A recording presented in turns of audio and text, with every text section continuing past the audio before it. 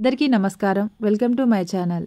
వానాకాలంలో వచ్చే వ్యాధులు, తీసుకోవలసిన జాగ్రత్తల గురించి తెలుసుకునే ముందు మా ఛానల్ను సబ్స్క్రైబ్ చేసుకోండి.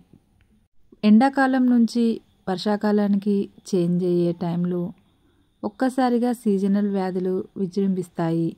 ముఖ్యంగా జలుబు, ఫ్లూ వంటి వ్యాధులతో ఉక్కిరిబుక్కిరి అవుతాము. వీటిని ఎలా ఎదుర్కోవాలి, ఈ వ్యాధుల బారిన పడకుండా ఎలాంటి జాగ్రత్తలు తీసుకోవాలని తెలుసుకుందాము. వాతావరణ మార్పుల కారణంగా రోజురోజుకి ఆరోగ్య సమస్యలు పెరుగుతున్నాయి. ఈ సీజన్లో సాధారణ వ్యాధులు పెరుగుతాయి. ఉష్ణోగ్రతల్లో తీవ్రమైన హెచ్చుతగ్గులు శరీరాన్ని బ్యాక్టీరియా, వైరల్ దాడి గురి చేస్తాయి. ఈ కారణంగా చాలా సమస్యలు వస్తాయి. జలుబు, జ్వరం. ఈ వర్షాకాలంలో సాధారణంగా వచ్చే సమస్యల్లో జలుబు, జ్వరం సర్వసాధారణం.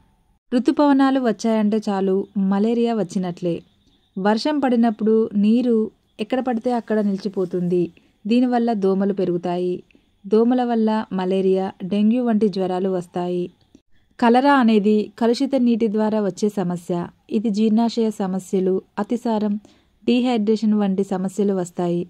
అందువల్ల కాచి చల్లార్చిన నీటిని తాగడం వల్ల చాలా మంచిది. టైఫాయిడ్ ఫీవర్ కూడా కలుషిత ఆహారం, నీటి కారణంగా వస్తుంది.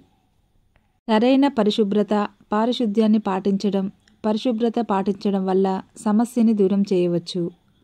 కాలేయానికి ఇన్ఫెక్షన్ సోకడం, కలుషిత ఆహారం, నీటి వల్ల హెపటైటిస్ ఏ సమస్య వస్తుంది. ఈ సమస్య లక్షణాలు జ్వరం, వాంతులు, దద్దుర్లు మొదలైనవి వస్తాయి. సరైన పరిశుభ్రతని పాటించడం ముఖ్యం. వర్షాకాలంలో తీసుకోవలసిన జాగ్రత్తలు. వర్షాకాలంలో వాతావరణంలో ఉండే తేమ వలన ఎక్కువగా జలుబు, నోస్ ఇన్ఫెక్షన్స్ వచ్చే అవకాశం ఉంటుంది. కాబట్టి ప్రజలు మాస్క్ ధరించి దీని బారి నుంచి సులభంగా తప్పించుకోవచ్చు.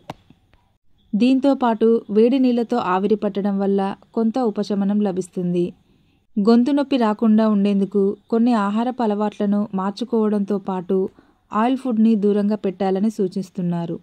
ఆహారం తిన్న వెంటనే నోటిని శుభ్రంగా కడుక్కోవాలని, ఉప్పు నీటిని వాడితే మంచి ఫలితం ఉంటుందంటున్నారు. కొన్ని చిన్నపాటి జాగ్రత్తలతో వర్షాకాలంలో వచ్చే వ్యాధుల బారి నుండి తప్పించుకోవచ్చు. అంతేకాదు, వర్షాకాలంలో ఎక్కువగా ఆరోగ్య సమస్యలు వస్తాయి.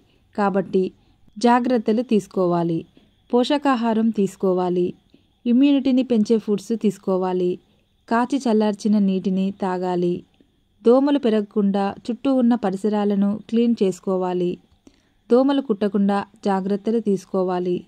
వీటితో పాటు సీజనల్ ఫ్రూట్స్ తీసుకోవాలి.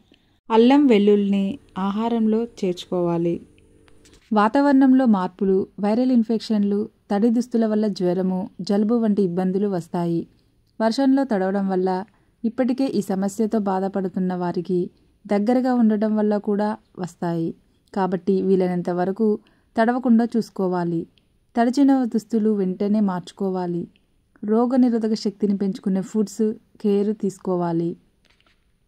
నీరు పేరుకుపోకుండా జాగ్రత్తలు తీసుకోవాలి. ఇంటి చుట్టూ వాతావరణం శుభ్రంగా ఉండేలా చూసుకోవాలి. వర్షాకాలంలో నీటిలో తడవడం వల్ల, తేమ వల్ల ఫంగస్ ఇన్ఫెక్షన్లు కూడా ఎక్కువగా వస్తాయి.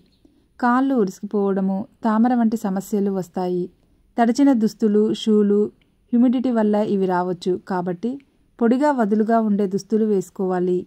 యాంటీ ఫంగల్ పౌడర్ ఉపయోగిస్తే మంచి ఫలితాలు ఉంటాయి. తేమ, వర్షంలో తడవటం వల్ల చాలామంది ర్యాషెస్, అలర్జీలు వస్తాయి. తడి బట్టలు వేసుకోవడం, హ్యూమిడిటీ వంటివి దీనికి కారణమవుతాయి.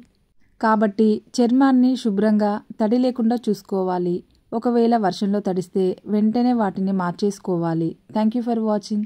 Please subscribe my channel.